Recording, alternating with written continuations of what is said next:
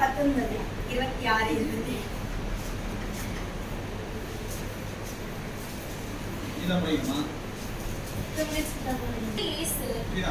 20 இயேசு தம்முடைய தாயையும் அருகே நின்று தமக்கு அன்பாயிருந்த சீஷனையும் கண்டு தம்முடைய தாயை நோக்கி, ஸ்ரீயே, அதோ உன் மகன் என்றார். பின்பு அந்த சீஷனை நோக்கி, அதோ உன் தாய் என்றார். அந்நேரம் முதல் அந்த சீஷன் அவளை தன்னிடமாய் ஏற்றுக்கொண்டார்.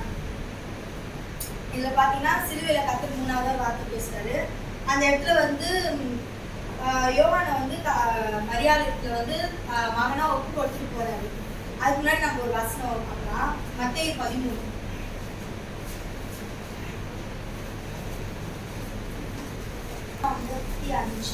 கலந்த ஊரிலே அவர்கள் ஜெப ஆலயத்தில் அவர்களுக்கு உபதேசம் பண்ணினார்.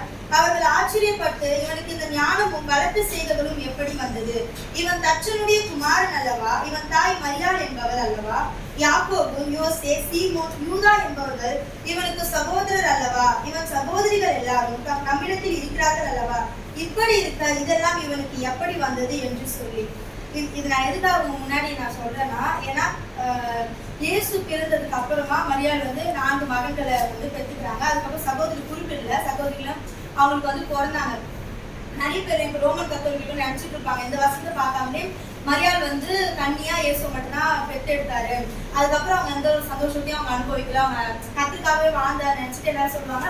அவர் மரண தருவில் இறக்குறதால அவங்களுக்கும் மகன் யாருமே இல்லை, அதனால யோவான் ஒப்பு கொடுத்துட்டு போறான்னு சொல்லிட்டு அவங்களையும் வணங்க ரொம்பவே அந்த மாதிரி பண்ணுவாங்க. ஆனா இந்த இடத்துல நான் என்ன குறிப்பிட்டாங்கன்னா, அதுக்கப்புறமும் அவங்க 4 மகன்களையும் பிள்ளை பொண்ணுகளையும் பெற்றுக்கிறாங்க.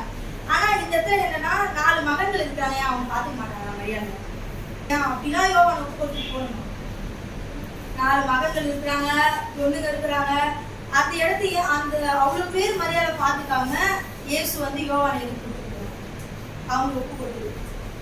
என்னதான் இருந்தாலும் நான் சாப்பிட்டா எனக்கு தான் வாய்ப்பு ஆகும்.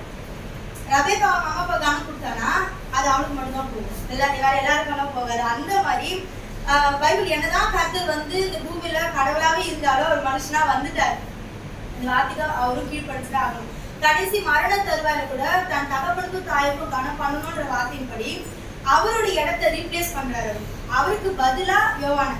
அந்த 4 மகன்கள் இருந்தாலும் அது அவங்களோட பாடு, அவங்க கணம் போட்டாங்க, அது அவங்களோடது.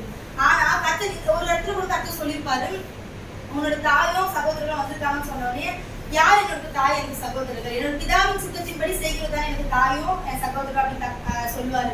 அப்போ ஒருவேளை மரியாள் கர்த்தருடைய சித்தத்தின்படி கூட வாழ்ந்துருக்கலாம், ரொம்பவே நல்லவங்களா அவங்க வாழ்ந்துட்டாலும் கூட அவங்களுக்காக கர்த்தருடைய சித்தத்தின்படி வாழ்ந்த ஒரு காரணத்துக்காக கூட தான் தாயா அவங்க நினைச்சிருக்கேன். இந்த அளவு மனுஷனா பிறந்துட்டாரு, அந்த நீதிப்படி வாழ்ந்துதான் ஆகணும், அவங்களுக்கு கீழ்படிஞ்சு அவங்களுக்கு ஒரு கணக்கு கொடுக்கணும். இருந்தாலும் அவங்க சித்தத்தின் வாழ்ந்ததால கூட அவங்களுக்காக இப்ப அவருக்கு போனாலும் அவர் 30 வருஷம் அவங்க வீட்டுல தான் வாழ்ந்துருப்பாரு. இருந்தாலும் ஒரு ஊழியத்துக்காக தான் அவர் வாழ்வாரு. இருந்தாலும் ஒரு உலகமாவும் சரி ஆவிக்குரிய ஜீவிதத்திலும் சரி அவங்களுக்கு ஒரு மகன் அவருடைய இடத்துல அவருக்கு பதிலா யோவானை